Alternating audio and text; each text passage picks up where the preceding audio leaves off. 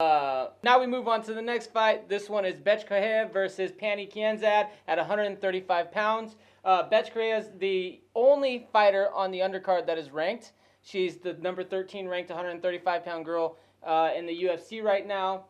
And she is 11-4. She's from Brazil.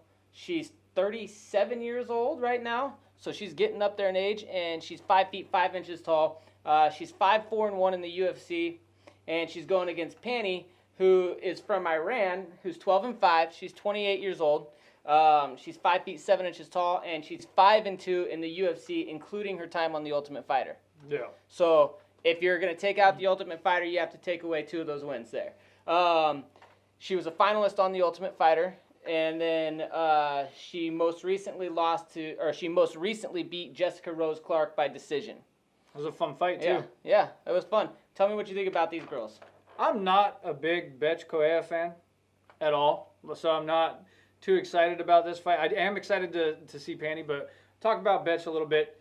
She has 2 wins in her last 7 fights. Mm-hmm. So how the hell is she ranked? Is that just how bad the UFC 135 women's division is? No, I think that it just goes down to the fact that she was a former title challenger. And the fact that recently in her last fight, she won against Sijara Eubanks. Mm-hmm. So Sijara is a girl that they were promoting as potentially a top 5 girl. And I think that the plan was to have her send Bethe Correia packing.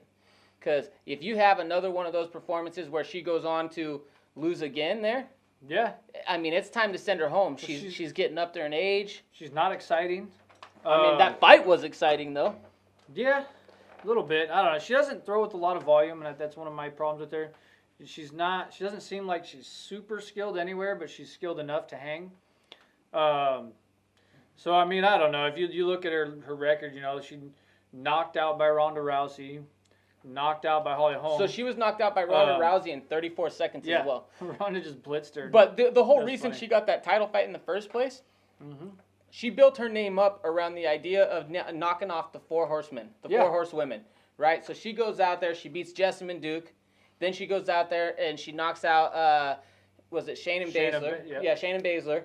And afterwards, she's holding up her hands. She puts down the fingers, Yeah. She got that call out right there. So the UFC was able to use that as like a marketing scheme. And they're like, boom, all right, we can sell it. Ronda Rousey was trying to hide from that fight against Cyborg and Holly Holm, and she was telling everybody, no, Bethe is the next one. Bethe is the next one.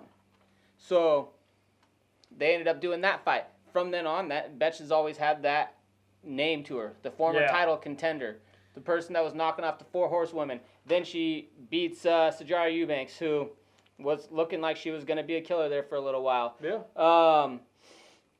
She has a purple belt. In 2016, she had a purple belt in jiu-jitsu. So I imagine that it's gotten higher by now, at least a brown belt. I don't want to say at least a brown belt. I doubt she'd be a black belt if she was in 2016 a purple 2019, she did get tapped out via armbar. Yeah, I mean, it happens, though. We see black belts get submitted all the time, though. Oh, yeah. So, so then let's talk about Pannie real quick for a little bit. So Pannie, she's a Swedish national shoot fighting champion. She placed second 1 year in the national tournament, and then the following year she came back to win it and take first and beat the girl that actually beat her the prior year. So she's a shoot fighting national champion. She's the former Cage Warriors women's 135-pound champion. She competed in Invicta, where she beat Jessica Rose Clark the first time they fought.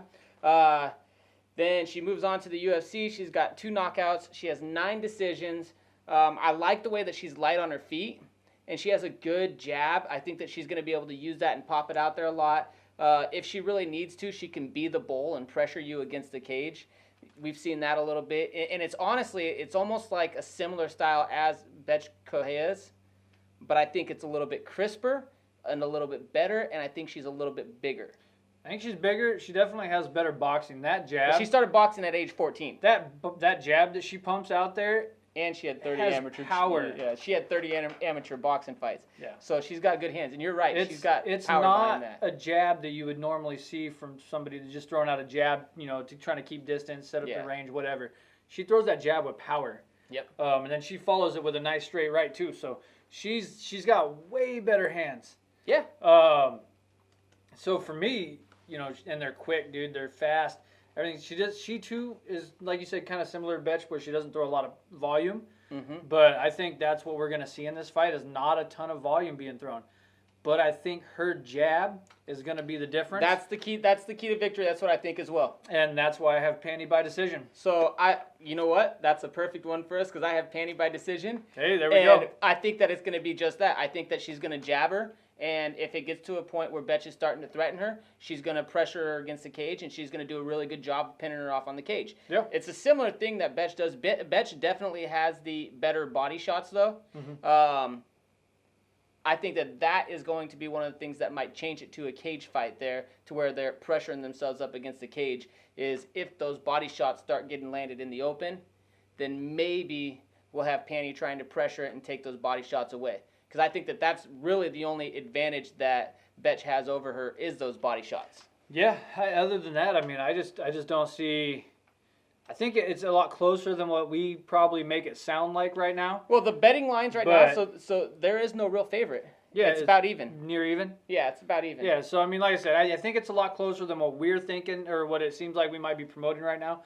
We just both really like that boxing from Pannie. We do like that boxing from Pannie, and there's a few other things to it as well. I was really kind of not sold on the idea of her fighting Ronda Rousey in the first place because there was other girls that were more deserving. Mm-hmm. And her getting out there and being built up the way that she was based off of the story we told you already, it kind of turned me off to her.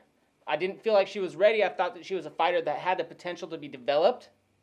And they just kind of took her and threw her out there and tried to build up a name. They tried to build up a Ronda Rousey name. Yep. And she was an easy option for them. And she stuck around and continued to fight. And she gets a couple surprising upsets. She has that decision win over Jessica Ai. Mm-hmm. And it just kind of made it, it makes it a closer fight than people might think.